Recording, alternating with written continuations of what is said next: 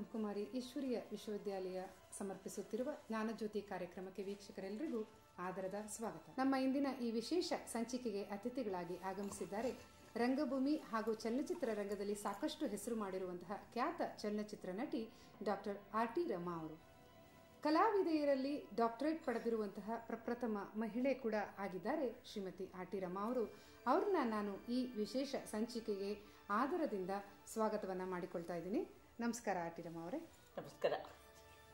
ನೀವು ಸಾಕಷ್ಟು ಪಾತ್ರಗಳನ್ನ ಮಾಡಿರ್ಬೋದು, ಆದ್ರೂ ನಿಮ್ಮನ್ನು ನೋಡಿದ ತಕ್ಷಣ ನನಗೆ ಕಪ್ಪು ಬಿಳುಪು ಚಿತ್ರದ ನಿಮಗೆ ಗುಡ್ ಮಾರ್ನಿಂಗ್ ಅಕ್ಕ ಇದೆಯಲ್ಲ, ಅದು ನಿಮ್ದೊಂದು ಸಣ್ಣ ಪಾತ್ರ ಅಷ್ಟೇ. ಅದರಲ್ಲಿ ಜಾಸ್ತಿ ಹೊತ್ತು ನೀವು ಬರೋದೂ ಇಲ್ಲ, ಒಂದು ಸ್ವಲ್ಪ ಹೊತ್ತು ಬರ್ತೀರಿ, ಆದರೆ ಅದು ಎಷ್ಟು ಚೆನ್ನಾಗಿ ಮನಸ್ಸಿನಲ್ಲಿ ಉಳ್ಕೊಂಡ್ಬಿಡುತ್ತೆ ಅಂದ್ರೆ ಇವತ್ತಿಗೂ ರಮಾ ಅವ್ರನ್ನ ನೋಡಿದ ತಕ್ಷಣ ಹಾಗನ್ಬೇಕು ಅಂತ ಅನ್ಸುತ್ತೆ ನಮಗೆ. ಅಂದರೆ ನಿಮ್ಮ ಪಾತ್ರ ನಮ್ಮ ಮನಸ್ಸಿನ ಮೇಲೆ ಎಷ್ಟು ಒಂದು ಪ್ರಭಾವ ಬೀರಿರುತ್ತೆ ಅನ್ನೋದು ಕೂಡ ಪ್ರೇಕ್ಷಕರ ಮನಸ್ಸಿನ ಮೇಲೆ ಪ್ರಭಾವ ಬೀರುವಷ್ಟರ ಮಟ್ಟಿಗೆ ನೀವು ಪಾತ್ರ ಮಾಡ್ತೀರಾ ಅಂತ ಆಯಿತು. ಹಾಗೆ ಒಂದೊಂದು ಪಾತ್ರನೂ ತಗೊಳ್ತಾ ಹೋದರೆ ನಿಮ್ಮದು ಅಡ್ಡದಾರಿಯ ನಾಯಕಿ ಪಾತ್ರ ನನಗೆ ಇವತ್ತಿಗೂ ಅದು ಬಹಳ ಚೆನ್ನಾಗಿ ನೆನಪಿದೆ. ಯಾವುದೋ ಒಂದು ಹಾಡು ಕೂಡ ಅದರಲ್ಲಿ ನಿಮಗೆ ಪಿಕ್ಚರೈಸ್ ಮದುವೆ ಗಂಡಿದು ನೋಡಮ್ಮ, ಆರತಿ ಬೆಳಗಮ್ಮ, ಮಂಗಳಾರತಿ ಮಾಡಮ್ಮ, ಅವೆಲ್ಲ ಕೂಡ ಎಷ್ಟೋ ವರ್ಷಗಳಾಗೋಗಿದೆ ಈಗ, ಆದರೂ ನಮಗಿನ್ನೂ ನೆನಪಿದೆ ನೋಡಿ. ಒಂದೊಂದು ಮಾತುಗಳಾಗಲಿ ಒಂದೊಂದು ಹಾಡುಗಳಾಗಲಿ ಅದು ಮರೀದಿರ ಇರಬೇಕು ಅಂತಂದರೆ ಆ ನಟ ನಟಿಯರ ಅಭಿನಯ ಕೂಡ ಇರುತ್ತೆ ಮತ್ತು ಆ ಚಲನಚಿತ್ರದ ಒಂದು ಪ್ರಭಾವನೂ ಇರುತ್ತೆ ಅಂತ ಹೇಳ್ಬೋದು. ಹೀಗೆ ಸಾಕಷ್ಟು ವಿಭಿನ್ನ ಪಾತ್ರಗಳಲ್ಲಿ ನೀವು ಅಭಿನಯಿಸಿದಿರಿ. ಈ ಅಂದಾಜಿನ ಪ್ರಕಾರ ಎಷ್ಟು ಚಿತ್ರಗಳಲ್ಲಿ ನೀವು ನಟಿಸಿರಬಹುದು ಇಲ್ಲಿವರೆಗೆ? ನಿಮ್ಮ ಮನಸ್ಸಿಗೆ ಒಪ್ಪುವಂತಹ ಪಾತ್ರ ಅಥವಾ ನಿಮಗೆ ಒಂಥರ ಮರೆಯೋಕ್ಕಾಗದೇ ಇರುವಂತಹ ಘಟನೆ ಆ ಥರದ್ದು ಯಾವುದಾದ್ರೂ ಒಂದು ಇದ್ದರೆ ನಮ್ಮೊಡನೆ ಹಂಚ್ಕೊಳ್ಳಿಕ್ಕಾಗತ್ತಾ ಈ ಸಂದರ್ಭದಲ್ಲಿ? ಹೇಮಾ, ಕಲಾವಿದರಿಗೆ ಅವ್ರು ಮಾಡಿದ ಎಲ್ಲ ಪಾರ್ಟ್ಗಳು ಇಷ್ಟ ಆಗಿದೆ. ಹೆತ್ತವ್ರಿಗೆ ಹೆಗಣ ಓದು ಇದು ಅದು ಅಂತ ಹೇಳೋಕ್ಕಾಗಲ್ಲ. ಆದ್ರೂ ನನಗೆ ಮದುವೆ ಮಾಡಿ ನೋಡು ಉದಯ್ ಕುಮಾರ್ ಜೊತೆಗೆ ಮಾಡಿದ್ದೆ, ಪುಟ್ಟಿ ಪಾರ್ಟ್ ಮಾಡಿದ್ದೆ, ಅದು ತುಂಬಾ ಇಷ್ಟ ಆಗಿತ್ತು.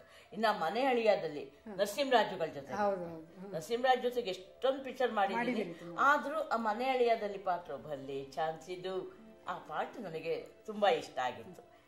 ಆಮೇಲೆ ರಾಜ್ಕುಮಾರ್ ಜೊತೆಗೇನೆ ಸ್ವತಃ ಅವ್ರ ಜೊತೆಗೆ ಮಹಾಸತಿ ಅನುಸೂಯ, ಹೌದು, ಸಮಾನರಾರಿಹರು ಅದು ಅಲ್ಲ, ಆ ಸಿನಿಮಾ ಇಷ್ಟ ಆಗಿತ್ತು. ಮತ್ತೆ ನಮ್ಮ ರಾಜೇಶ್ ಜೊತೆಗೆ ಎನಗೂ ನಿನಗೂ ಅಂತರವಿಲ್ಲಿದೆ ಅದು. ಹೀಗೆ ಬಹಳಷ್ಟು ನಟರ ಜೊತೆ ನಾನು ಪಾಠ ಮಾಡಿಬಿಟ್ಟೆ, ಎಲ್ಲ ಜೊತೆಗೂ ಪಾಠ ಮಾಡಿದೆ. ಅದೊಂದು ನನಗೆ ಅದೃಷ್ಟ ಅಂತಾನೆ ಹೇಳ್ಬೋದು. ಬೇರೆ ಬೇರೆ ನಿರ್ದೇಶಕರು, ಬೇರೆ ಬೇರೆ ಕಲಾವಿದರು ಎಲ್ಲರ ಜೊತೆಗೂ ಪಾಠ ಮಾಡಿದ್ದೆ ನಾನು. ಅದೇ ಹಾಗೆ ನೋಡ್ಕೊಳ್ತಾ ಹೋದ್ರೆ ಸಾಕಷ್ಟು ಮಾಡಿದ್ರೆ. ರಾಜ್ಕುಮಾರ್ ಜೊತೆಗೆ ಇನ್ನೂ ಒಂದು ನನಗೆ ನೆನಪು ಬರ್ತಿದೆ, ಬಹುಶಃ ಹೃದಯ ಸಂಗಮದಲ್ಲಿ ನೀವು ಶಿವರಾಮ್ ಅವರ ಮಗಳ ಪಾರ್ಟ್ ಮಾಡಿ ರಾಜ್ಕುಮಾರ್ ಜೊತೆಗೆ ಮದುವೆ ಮಾಡ್ಕೊಳ್ಬೇಕು ಅಂತ ಹೇಳಿ ಬರ್ತೀರಿ. ಅದು ಒಂದು ಪಾತ್ರ ಚೆನ್ನಾಗಿತ್ತು. ಅದು ಹೌದು, ಅದೊಂದು ಪಾತ್ರ ಕೂಡ ನನಗೆ ನೆನಪಿಗೆ ಬರ್ತಾ ಇದೆ. ತುಂಬಾ ಚೆನ್ನಾಗಿತ್ತು. ಅದರಲ್ಲೂ ಲೋಕನಾಥ್ ಏನಮ್ಮ ಎಲ್ಲ ಸಿಸ್ಟಮ್ ಆಗಿ ನಡೆದಿದೆಯಾ ಅನ್ನೋ ಲೋಕನಾಥ್ ಅವರ ಮಗಳ ಪಾರ್ಟ್ ರಾಜ್ಕುಮಾರ್ ಮದುವೆ ಆಗ್ಬೇಕು ಅಂತ ಹೇಳಿ ಬರ್ತೀರಿ. ಅದೇ ಆ ಪಾತ್ರ ಕೂಡ ನಮ್ಗೆ ನೋಡಿ ಮರೀಲಿಕ್ಕಾಗಿಲ್ಲ. ಎಲ್ಲ ಒಂದೊಂದು ಹಾಗೆ ಒಂಥರ ಈಗ ನಡೆದ ಹಂಗೆ ಕಣ್ಮುಂದೆ ನಡೆಸ್ಕೊಂಡು ಹೋದಂಗಿರುತ್ತೆ ಒಂಥರ. ಅಷ್ಟು ಆಗಿನ ಕಾಲದಲ್ಲಿ ಚಿಕ್ಕ ಚಿಕ್ಕ ಪಾರ್ಟು ಅನ್ನೋದು ಬಹಳ ಕಡಿಮೆ ಇರ್ತಿತ್ತು. ಪ್ರತಿಯೊಬ್ಬರಿಗೂ ನಟರಿಗೆ ಪಾತ್ರಗಳು ದೊಡ್ಡ ದೊಡ್ಡವೇ ಇರ್ತಿದ್ವು. ಮತ್ತು ಹಾಸ್ಯ ಪಾತ್ರಧಾರಿಗಳು ನಾಯಕಿಯರು ಒಟ್ಟೊಟ್ಟಿಗೆ ಬರೋದು, ಎರಡು ಟ್ರ್ಯಾಕು. ಹಾಗೆ ಸಪ್ರೇಟ್ ಆಗದೇನೆ ಹಾಗೆ ಬಂದದ್ರಿಂದ ಏನಾಯ್ತು, ಅದು ನಾಯಕಿ ಪಾತ್ರಕ್ಕೆ ಸಮನಾಗಿ ಈ ಪ್ರತಿ ನಾಯಕಿಯರು ಬರೋರು, ಖಳನಾಯಕಿಯರು ಎಲ್ಲರೂ ಬರ್ತಿದ್ರಿಂದ ಎಲ್ಲರ ಮನಸ್ಸಿನಲ್ಲಿ ಉಳಿತಿದ್ರು. ಮತ್ತೆ ಒಬ್ರಿಗೊಬ್ರಿಗೆ ಒಂದು ಸೌಹಾರ್ದತ ವಾತಾವರಣ ಕೂಡ ಏರ್ಪಡ್ತಾ ಇತ್ತು, ಒಂದು ಸಂಬಂಧಗಳು ಎಷ್ಟು ಚೆನ್ನಾಗಿರ್ತಾ ಇತ್ತು ಅಂತ ಅನ್ಸುತ್ತೆ. ಚೆನ್ನಾಗಿತ್ತು. ಹಾಗೆ ಈ ಎಲ್ಲ ವಿಷಯಗಳನ್ನ ಗಮನಿಸ್ಕೊಂಡು ನಿಮ್ಮ ಕ್ಷೇತ್ರದಲ್ಲಿ ನೀವು ಸಾಕಷ್ಟು ದುಡಿದಿದ್ದೀರಿ, ಮಾಡಿದಿರಿ. ಇದೆಲ್ಲದರ ಜೊತೆಗೆ ನೀವು ವಿಶ್ವವಿದ್ಯಾಲಯದಲ್ಲಿ ಕೂಡ ಸಾಕಷ್ಟು ಜವಾಬ್ದಾರಿಯುತ ಕೆಲಸಗಳನ್ನು ನಿರ್ವಹಿಸಿದಿರಿ. ಅದರ ಬಗ್ಗೆ ಒಂದೆರಡು ಮಾತುಗಳನ್ನು ನಮಗಾಗಿ. ನಾನು ಹೀಗೆ ಕೆಲಸ ಮಾಡ್ಕೊಂಡಿದ್ದಾಗಲೇ ಒಮ್ಮೆ ಬೆಂಗಳೂರಿಗೆ ಬಂದಾಗ ನಾಟಕ ಅಕಾಡೆಮಿಗೆ ಹೋಗಿದ್ದೆ. ನಾಟಕ ಅಕಾಡೆಮಿಗೆ ಹೋದಾಗ ಅಲ್ಲಿ ಆಗಿನ ಇವರು ನಿರ್ದೇಶಕರು ಶ್ರೀರಂಗರು, ಇವಾಗ ಖ್ಯಾತ ನಾಟಕರು, ಅವರು ನೀನು ಇಷ್ಟೊಂದೆಲ್ಲ ಸಿನಿಮಾ ಮಾಡಿದೀಯಲ್ಲ, ದೆಹಲಿ ಒಳಗೊಂದು ರಾಷ್ಟ್ರೀಯ ನಾಟಕ ಶಾಲೆ ಅಂತಿದೆ, ನೀನ್ ಯಾಕೆ ಅಲ್ಲಿಗೆ ಹೋಗಿ ಸ್ವಲ್ಪ ದಿನ ಟ್ರೈನಿಂಗ್ ತಗೋಬಾರ್ದು ಅಂದ್ರು. ನನಗೂ ಇಷ್ಟ ಡೆಲ್ಲಿ ನೋಡ್ಬೇಕು ಅಂತ ಅಂದ್ಬಿಟ್ಟು, ಬೇಕು ಹೋಗು, ಒಂದು 2-3 ತಿಂಗಳಿರು, ನಿಂಗೆ ಸರಿ ಹೋಗ್ದಿರ ವಾಪಸ್ ಬಾ ಅಂದಿದ್ರು. ಸರಿ ನೋಡೋಣ ಅಂತ ಡೆಲ್ಲಿಗೆ ಹೋದೆ. ಡೆಲ್ಲಿಗೆ ಹೋದ್ರೆ ನಂಗೆಲ್ಲ ಅದು ಹೊಸದೇ. ಆ ಹೊಸ ನಮೂನೆ ಪಾತ್ರಗಳು, ಆ ಪಾತ್ರಗಳನ್ನು ಮಾಡೋದು, ಅದೇನೋ ಕಲಿಸೋದು ಅಂತೆ, ಅದೆಲ್ಲ ತುಂಬಾ ವಿಚಿತ್ರವಾಗಿ ಕಾಣ್ತಾ ಇತ್ತು ನನಗೆ, ಅದೆಲ್ಲ ನೋಡೋದಕ್ಕೆ ಮಾಡೋದಕ್ಕೆ ಎಲ್ಲ. ಆದ್ರೂ ಇದೇನು ನೋಡೋಣ ಅಂತ ಅವರು ಡೈರೆಕ್ಟ್ರು ಅಲ್ಕಾಜಿ ಅಂದ್ಬಿಟ್ಟು ಲೆಬೆನಾನ್ನೂರು ಆತ. ಇಲ್ಲ ನೀನೊಂದು 6 ತಿಂಗಳು ಇದ್ದು ನೋಡು, ಇಲ್ಲಿ ನಿನಗೆ ಗೊತ್ತಾಗುತ್ತೆ ಈ ಟ್ರೆಂಡ್ ಏನು ಅನ್ನೋದು ಅಂತ ಅಂದ್ಬಿಟ್ಟು, ಸರಿ ನೋಡೋಣ, ಒಂದು ಸ್ವಲ್ಪ ದಿನ ನೋಡೋಣ, ಕಷ್ಟ ಆಗ್ಬೋದು, ಇರಲಿ ನೋಡೋಣ ಅಂತ ಹಾಗೆ ಉಳ್ಕೊಂಡೆ. ಬಟ್ ಅಲ್ಲಿ ನನ್ನ ಪರ್ಫಾರ್ಮೆನ್ಸ್ ಅವ್ರಿಗೆಲ್ಲ ತುಂಬ ಇಷ್ಟವಾಯಿತು. ಬಟ್ ಅಲ್ಲಿ ಒಂದು ವಿಚಾರ ಏನಾಯಿತು ಅಂದರೆ, ಮನಸ್ಸಿನ ವಿಚಾರಗಳನ್ನು ಹೊರಗೆಡುವ ರೀತಿ ಹೇಗೆ ಬರುತ್ತೆ, ಮತ್ತು ಮನಃಶಾಸ್ತ್ರದ ಪ್ರಕಾರ ಯಾವುದೇ ಘಟನೆಗಳು ಮನುಷ್ಯನ ಮನಸ್ಸಿನ ಮೇಲೆ ಹೇಗೆ ಪರಿಣಾಮ ಬೀರಿರುತ್ತವೆ, ಅವು ಯಾವ ರೀತಿಯಲ್ಲಿ ಹೊರಹೊಮ್ಮುತ್ತವೆ, ಇಂಥ ಹಲವಾರು ವಿಚಾರಗಳು ನಾನು ಸಿನಿಮಾದಲ್ಲಿ ಪಾತ್ರ ಮಾಡುವಾಗ ನನಗೆ ಗೊತ್ತಿರಲಿಲ್ಲ ಅದೆಲ್ಲಾನು. ಇಂಥ ಹಲವಾರು ವಿಚಾರಗಳನ್ನು ಅಲ್ಲಿ ಕಲ್ತ್ಕೊಂಡೆ. ಹಾಗಾಗಿ ಒಬ್ಬೊಬ್ಬ ವಿಭಿನ್ನ ರೀತಿಯ ವ್ಯಕ್ತಿಗಳು ಅವರ ವ್ಯಕ್ತಿತ್ವಗಳನ್ನು ತಿಳ್ಕೊಳ್ಳುವಂಥ ಒಂದು ಅಪರೂಪದ ಅವಕಾಶ ಸಿಕ್ತು ಅಂತಲೇ ಹೇಳ್ಬೋದು. ನನಗೆ ಬಹಳ ಒಳ್ಳೆಯ ಅವಕಾಶ ಸಿಕ್ತು. ಹಾಗಾಗಿ ನಾನು ನಾಸಿರುದ್ದೀನ್ ಶಾ ಅಂತೆ, ಮನೋಹರ್ ಅಂತೆ, ಓಂಪುರಿ ಅಂತೆ, ನಮ್ಮ ರೋಹಿಣಿ ಹಟ್ಟಂಗಡಿ, ಅವ್ರ ಗಂಡ ಜಯದೇವ್ ಹಟ್ಟಂಗಡಿ, ಪಂಕಜ್ ಕಪೂರ್, ಇಂಥವ್ರ ಜೊತೆಗೆಲ್ಲ ನಾನು ಕೆಲಸ ಮಾಡೋದಕ್ಕೆ ನನಗೆ ಅವಕಾಶ ಆಯಿತು. ತುಂಬ ಒಳ್ಳೆಯ ಅನುಭವ ಬಂತು, ಅಲ್ಲಿ ಚೆನ್ನಾಗಿ ಬಂತು. ಯಾಕೆಂದ್ರೆ ಅಲ್ಲಿ ಕಲ್ತು ಬಂದವಳು ಅಂತ ನನಗೆ ಪ್ರಾಮುಖ್ಯತೆ ಸಿಕ್ತು.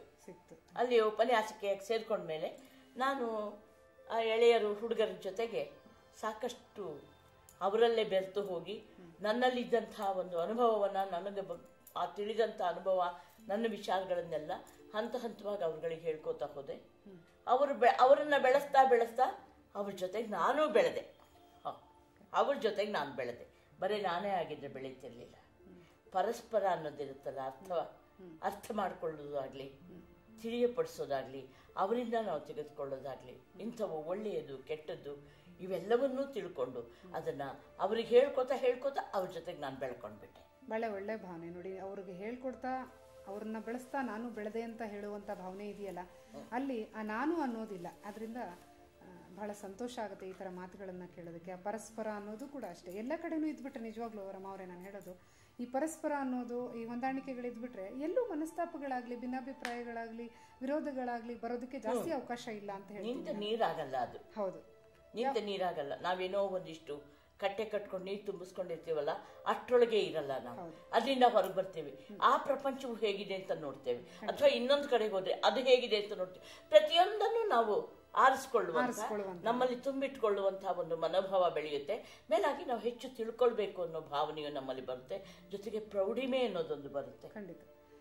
ನಿಂತ ನೀರಿಗೆ ಅದಕ್ಕಷ್ಟು ಮಹತ್ವ ಇಲ್ಲ ಬಿಡಿ, ಹರಿಯೋ ನೀರಿಗೆ ಇದ್ದಷ್ಟು ಮಹತ್ವ ನಿಂತ ನೀರಿಗೆ ಇರೋದಿಲ್ಲ.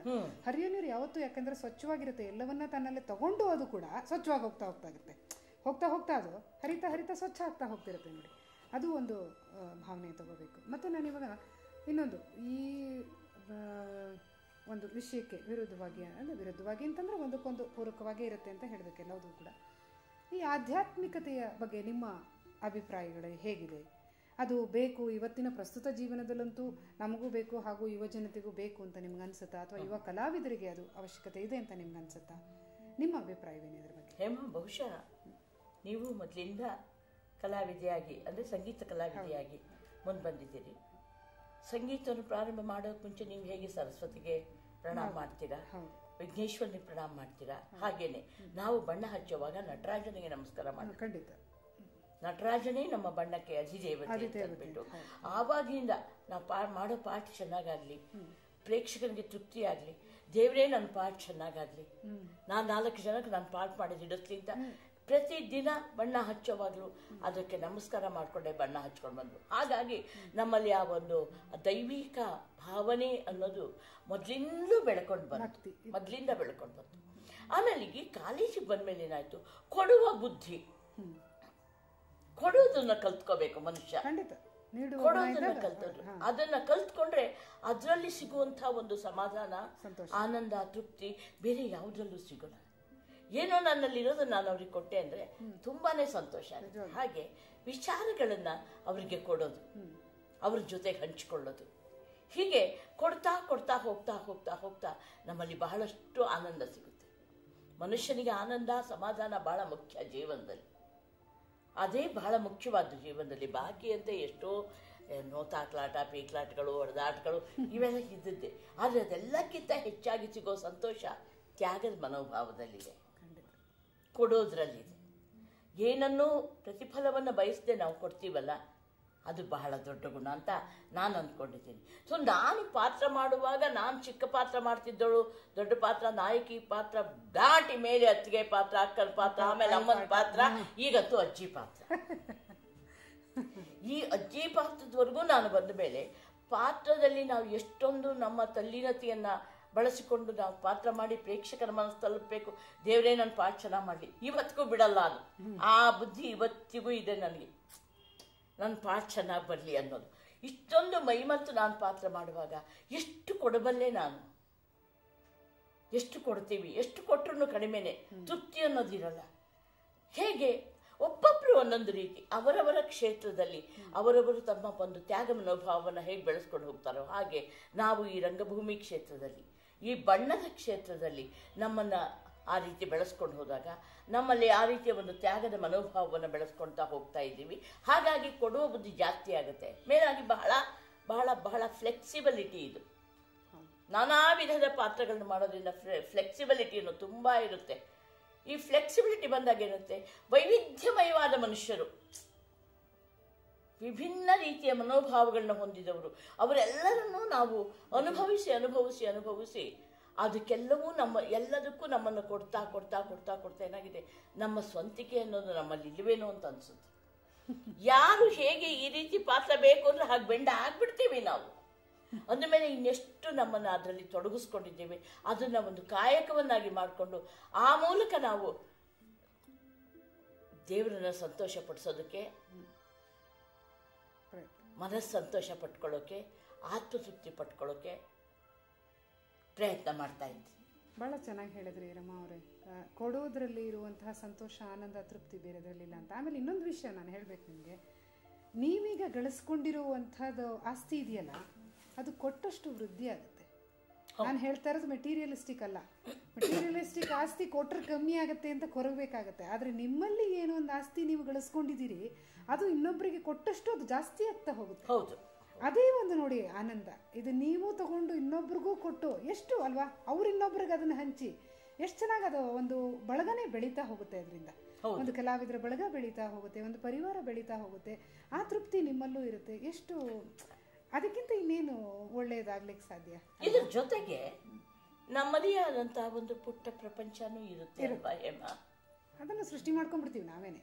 ಅದೇ ಹೇಳಿದ್ದು, ಆಗ್ಬಿಟ್ಟಿರುತ್ತೆ. ಹೌದು, ನಮ್ಮದೇ ಆದಂತ ಪುಟ್ಟ ಪ್ರಪಂಚ. ಯಾಕೆಂದ್ರೆ ಇದೇ ಬಹಳ ದೊಡ್ಡ ಪ್ರಪಂಚ. ನಮಗೆ ಹೆಚ್ಚಿನ ಸಮಯ ಇದಕ್ಕೆ ಹೋಗುತ್ತೆ. ಆದ್ರೂ ನಮ್ಮದಾಗಿ ಅಂತ ಒಂದು ಪುಟ್ಟ ಪ್ರಪಂಚ, ಅದು ನಮ್ಮದೊಂದು ಸಣ್ಣದಾದಂತಹ ಒಂದು ಸರ್ಕಲ್ಲು. ಅದರೊಳಗೆ ನಾವು ನಮ್ಮ ಸಂಸಾರ, ಕುಟುಂಬ, ಅವರ ಅಕ್ಕ ತಂಗಿ, ಅಣ್ಣ ತಮ್ಮ, ಬಾಂಧವ್ಯ ಅಂತೆಲ್ಲ ಇರುತ್ತೆ. ಜೊತೆಗೆ ಅವರನ್ನು ನೋಡ್ಕೊಳ್ಬೇಕು, ಅವರನ್ನು ನಾವು ಗಮನಿಸ್ತಾ ಇರ್ತೀವಿ. ಸೊ ಹೀಗಾಗಿ ಸ್ವಲ್ಪ ಮಟ್ಟಿಗೆ ಸಾಂಸಾರಿಕ ಜವಾಬ್ದಾರಿಯನ್ನು ವಹಿಸಿಕೊಂಡು ಆ ಜವಾಬ್ದಾರಿಯನ್ನು ನಾವು ಸಮರ್ಪಕವಾಗಿ ನಡೆಸ್ಕೊಳ್ತಾ ಹೋಗ್ತಾ ಇರ್ತೀವಿ. ನನ್ನ ಮನಸ್ಸಲ್ಲಿ ಇದ್ದಿದ್ದನ್ನು ನೀವು ಅದನ್ನು ನಾನು ಕೇಳಬೇಕು ಅಂತ ಅಂದ್ಕೊಂಡೆ, ಆಗ ನೀವೇ ಹೇಳಿದ್ರಿ, ಅದನ್ನು ಮುಂದುವರಿಸ್ಕೊಂಡು ಅದನ್ನು ಆ ಜವಾಬ್ದಾರಿನೂ ವಹಿಸ್ಕೊಂಡು ಹೋಗ್ತಾ ಇರ್ತೀವಿ. ಆ ಜವಾಬ್ದಾರಿಯಲ್ಲಿ ಕೂಡ ಅವರಿಗೆ ನಾವು ಸ್ವಲ್ಪ ದೊಡ್ಡ ರೀತಿಯಲ್ಲಿ ಬೆಳೆಯುವ, ದೊಡ್ಡ ರೀತಿಯಲ್ಲಿ ತಾವು ನಡೆದುಕೊಳ್ಳೋ ರೀತಿಯನ್ನ ನಮ್ಮ ಅರಿವಿಲ್ಲದೆಯೇ ಕಲಿಸ್ತಾ ಇರ್ತೀವಿ ಅಂತ ನಾನು ಅರಿವಿಲ್ಲದೆ ಕಲಿಸ್ತೀವಿ. ಒಂದು ಸಂಸ್ಕಾರ, ಒಂದು ಒಳ್ಳೆಯ ನಡತೆ, ಸುತ್ತಮುತ್ತ ಒಳ್ಳೆಯ ಸ್ನೇಹಿತರು, ಸಮರ್ಪಕವಾದ ಜೀವನವನ್ನು ನಡೆಸ್ಕೊಂಡು ಹೋಗುವಂಥದ್ದು, ಇದ್ದದರಲ್ಲಿ ತೃಪ್ತಿ ಪಡುವಂತಹದ್ದು, ತನ್ನಲ್ಲಿರುವನ್ನ ಬೇರೆಯವ್ರ ಜೊತೆ ಹಂಚಿಕೊಳ್ಳುವಂತಹದ್ದು, ಈ ಎಲ್ಲ ಗುಣವನ್ನು ಆ ಸಣ್ಣ ಪ್ರಪಂಚದಲ್ಲಿ ಅವ್ರಿಗೂ ಕೊಡ್ಕೋತಾ ಹೋಗ್ತಾ ಇರ್ತೇವೆ. ಅದಕ್ಕಿಂತ ಇನ್ನೇನು ಬೇಕು ಹೇಳಿ ಅಲ್ವಾ ನಿಮಗೆ?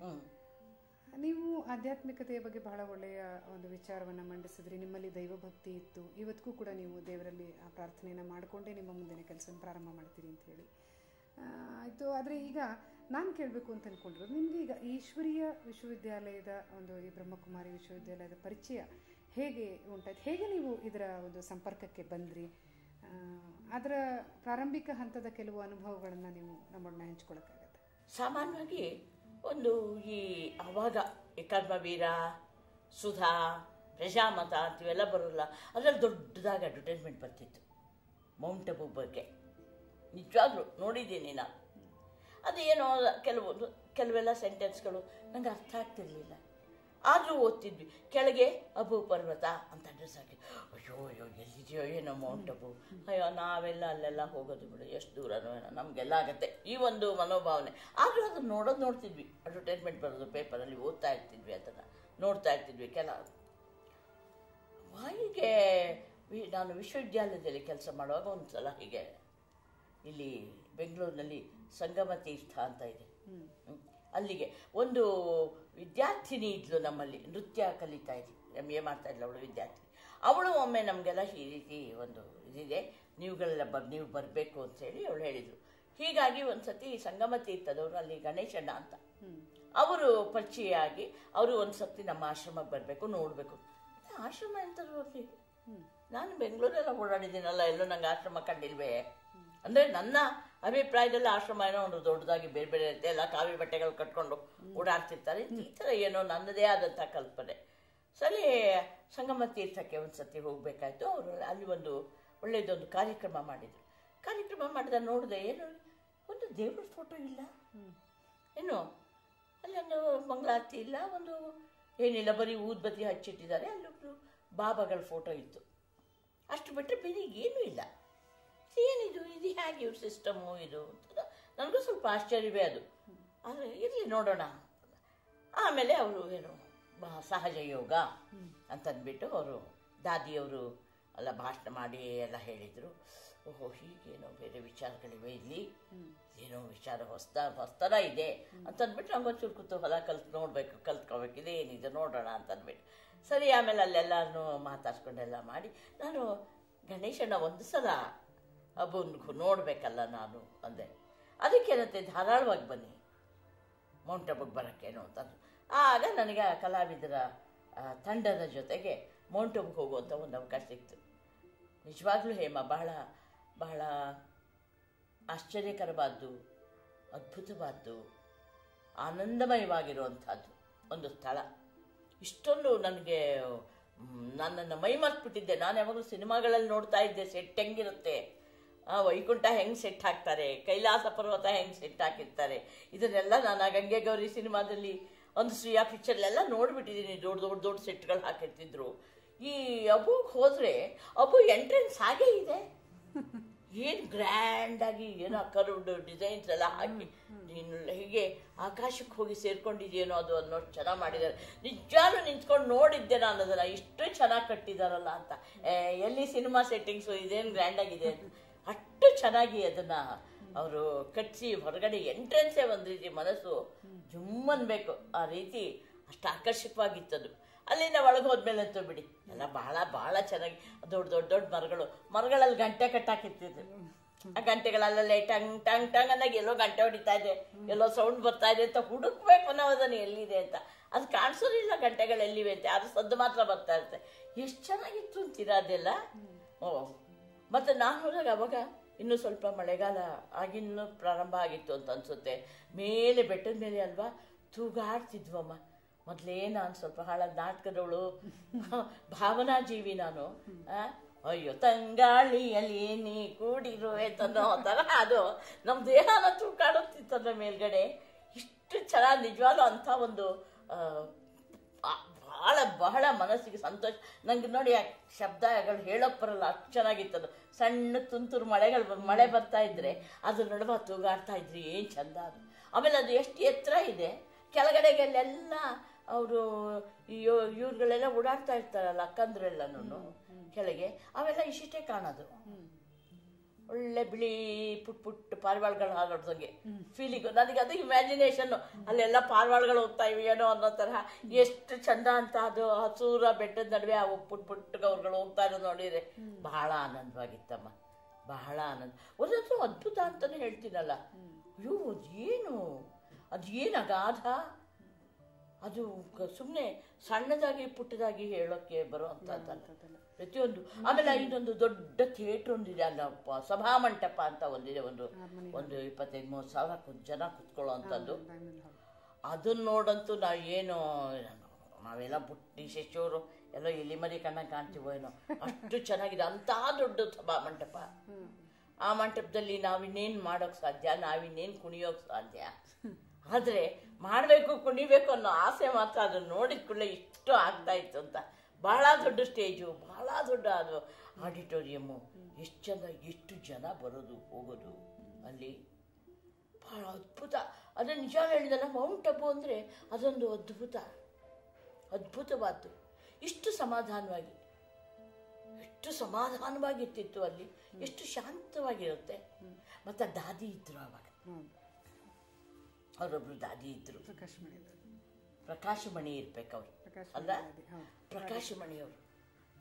ಎಲ್ಲರಿಗೂ ನಿಮಗೆ ಜಾಗ ಎಲ್ಲ ಚೆನ್ನಾಗಿದೆಯಾ, ನಿಮ್ಮ ಮನೆಗೆ ಬಂದಿದ್ದೀರಿ, ಯಾರಿಗುಂಟು ಯಾರಿಗಿಲ್ಲ ಅದು ಎಲ್ಲ ನಿಮ್ಮ ಮನೆಗೆ ಬಂದಿದ್ದೀರಿ, ನಿಮಗೆಲ್ಲ ಅನುಕೂಲವಾಗಿದೆಯಾ, ಏನಾರ ಇಲ್ದಿರ ನಮ್ಮನ್ನು ಕೇಳಿ. ಯಾರು ಕೇಳ್ತಾರೆ ಈಗಿನ ಕಾಲದಲ್ಲಿ? ಅದು ಈ ದಿನಗಳಲ್ಲಿ 21ನೇ ಶತಮಾನ ಮುಗಿದು ಹೋಗ್ತಾ ಇದೆ. ಆ ದಿನದಲ್ಲಿ ಇಲ್ಲಿ ಚೆನ್ನಾಗಿದೆಯಾ ನಿಮಗೆ, ಇದು ನಿಮಗೇನು ಅನ್ನಿಸ್ತಾ ಇದೆ, ನಿಮಗೇನು ತೊಂದರೆ ಆಗಿದೆ, ನಿಮ್ಮ ತಂದೆ ಮನೆಗೆ ಬಂದಿದ್ದೀರಾ ಅಂದಾಗಂತೂ ಹೆಣ್ಮಕ್ಳಿಗಂತೂ ಇನ್ನೂ ತೃಪ್ತಿಯಾಗಿ ಹೋಗ್ಬಿಡುತ್ತೆ. ಎಷ್ಟು ಸಂತೋಷ ಆಗುತ್ತೆ ತಂದೆ ಮನೆಗೆ ಬಂದಿದ್ದೀರಾ ನೀವು ಅಂತಂದರೆ, ತವ್ರ ಮನೆಗೆ ಬಂದು ಹಂಗಿದ್ದೀವಿ ಅಂತಂದ್ಬಿಟ್ಟು. ಅಷ್ಟು ಆನಂದವಾಗಿ ಆಕೆಯ ಮಾತುಗಳು ಕೇಳೋದಕ್ಕೆ ಒಂದು ಆನಂದ. ಅಷ್ಟು ಚೆನ್ನಾಗಿ ಮಾತಾಡ್ತಿದ್ರು ಅವರು. ತಮಗಾಗಿರುವಂಥ ಆಯಾಸಗಳೆಲ್ಲ ಹೊರಟೋಗುತ್ತೆ. ನಿಜ ಭಾಳ ಅಲ್ಲಿ ಆ ದಿನಗಳನ್ನು ಹೇಗೆ ಕಳೆದ್ವಿ ಅಂತ ಗೊತ್ತಿಲ್ಲ. ಆದರೆ ನಮಗೊಂದು ಪುಟ್ಟ ಅವಕಾಶವೂ ಸಿಕ್ಕಿತ್ತು, ಒಂದು ಸಣ್ಣದಾದ ಒಂದು ನಾಟಕ. ಹೋದರೆ ಮೌಂಟ್ ಅಬುಗೆ ಹೋಗಿ ಬರಬೇಕು, ಅಲ್ಲಿ ಇಲ್ಲಿ ಎಲ್ಲ ಹೋಗಬಾರ್ದು. ಜೈಪುರ್ ನೋಡೋಕ್ಕೆ, ಉದಯಪುರ ನೋಡೋಕ್ಕೆ, ಬಿಕಾನೇರ್ ನೋಡೋಕ್ಕೆ, ಇನ್ಯಾವುದೋ ಊರು ನೋಡೋಕ್ಕೆಲ್ಲ ಲಕ್ನೋಗೆ ಅಂತೆಲ್ಲ ಹೋಗಬಾರ್ದು, ಮೌಂಟ್ ಅಬು ನೋಡೋಕೆ ಹೋಗಬೇಕು. ಎಸ್ ಅದು ಅದು ಅದೊಂದು ಅಪೂರ್ವವಾದಂಥ ಜಾಗ.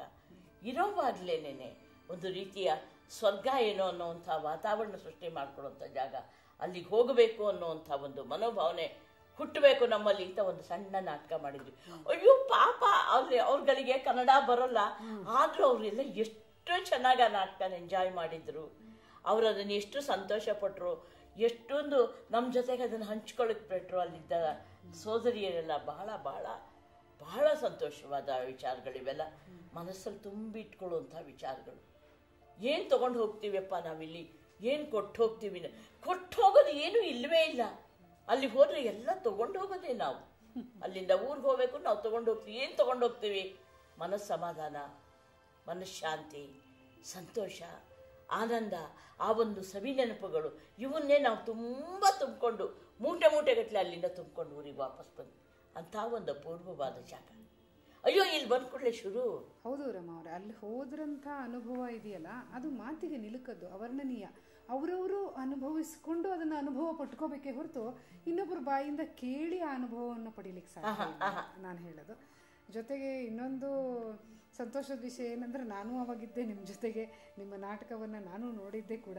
ಮತ್ತು ನೀವು ಕೇಳಿದ್ರೆ ಏನು ಕೊಟ್ಟು ಹೋಗಲಿ ಅಂತ. ಇಲ್ಲಿ ಬಾಬಾ ಏನು ಹೇಳ್ತಾರೆ ಅಂದರೆ, ನಿನ್ನಲ್ಲಿರುವ ಕೆಟ್ಟ ಗುಣಗಳನ್ನು, ಕೆಟ್ಟ ವಿಚಾರಗಳನ್ನು ಇಲ್ಲೇ ಬಿಟ್ಟು ಹೋಗು ಅಂತ. ನೋಡಿ ಯಾರು ಹೇಳ್ತಾರೆ ಈ ಥರ? ಅದನ್ನು ಅಲ್ಲೇ ಬಿಟ್ಟು ಒಳ್ಳೆ ವಿಷಯಗಳನ್ನು, ಒಳ್ಳೆ ವಿಚಾರಗಳನ್ನು ನಿನ್ನಲ್ಲಿ ನೀನು ತುಂಬಿಕೊಂಡು ಹೋಗು ಅಂತ ಹೇಳುವಂಥ ಒಂದು ಏಕೈಕ ಸಂಸ್ಥೆ ಇದು. ಅಲ್ಲಿ ವಿಚಾರಗಳು, ಯೋಚನೆ ಮಾಡು, ಮಂಥನ ಮಾಡು, ಇವೆಲ್ಲ ಇಲ್ಲವೇ ಇಲ್ಲ. ಆನಂದ, ಒಂದು ದೈವಿಕವಾದ ಆನಂದ, ಸಮಾಧಾನ, ಶಾಂತಿ ಅಷ್ಟೇ. ಅಲ್ಲಿ ವಿಚಾರ ಮಾಡು, ನೀನೇನೇನಾದ್ರೂ ಯೋಚನೆ ಮಾಡು, ಹೋಗ್ಲಾ ಬರಲಾ, ತಗೊಳ್ಳ, ಇದು ಮಾಡಲಾ, ಅಲ್ಲಿ ಅವಕ್ಕೆ ಯಾವುದಕ್ಕೂ ಅವಕಾಶವೇ ಇಲ್ಲ.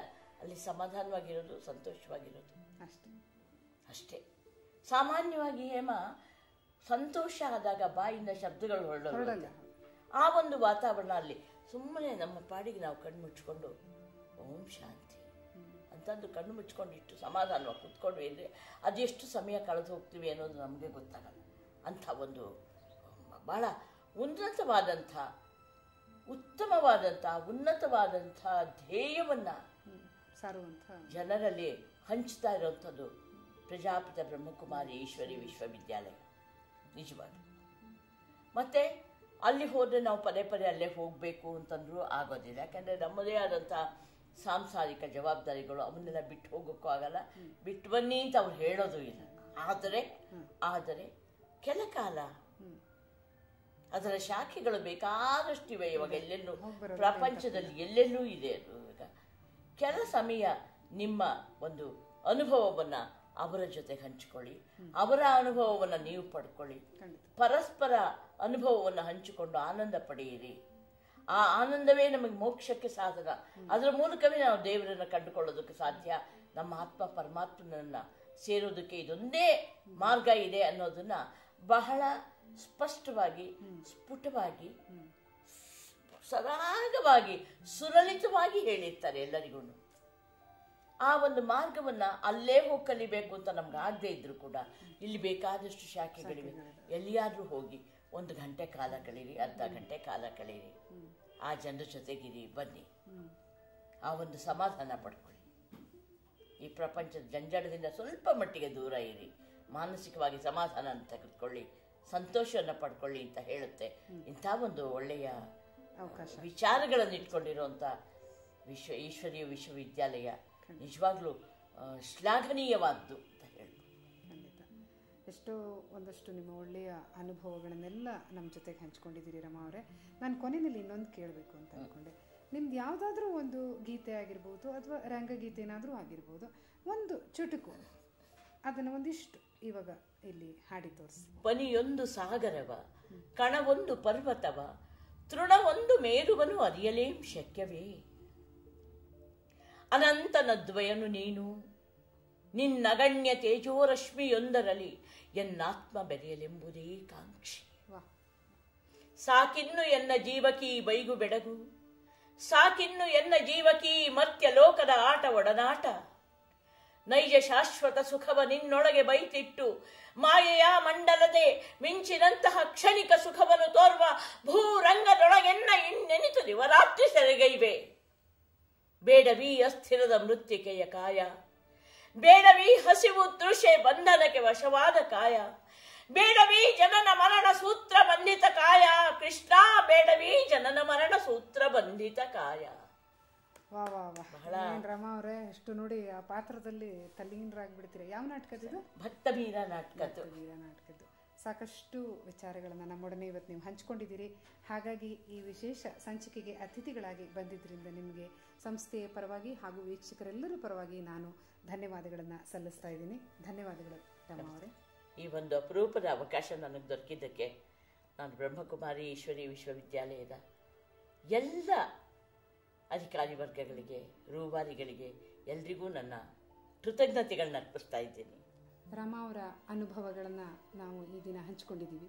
ಮತ್ತೆ ಮುಂದಿನ ಸಂಚಿಕೆಯಲ್ಲಿ ಮತ್ತೊಬ್ಬ ವಿಶೇಷ ಕಲಾವಿದ ಅತಿಥಿಯೊಂದಿಗೆ ಈ ಸಂಚಿಕೆ ಮುಂದುವರಿಯುತ್ತೆ ಅಂತ ಹೇಳ್ತಾ ಇಂದಿನ ಈ ಜ್ಞಾನಜ್ಯೋತಿ ಕಾರ್ಯಕ್ರಮಕ್ಕೆ ಮಂಗಳವನ್ನು ಹಾಡೋಣ ಅಲ್ವಾ? ಓಂ ಶಾಂತಿ.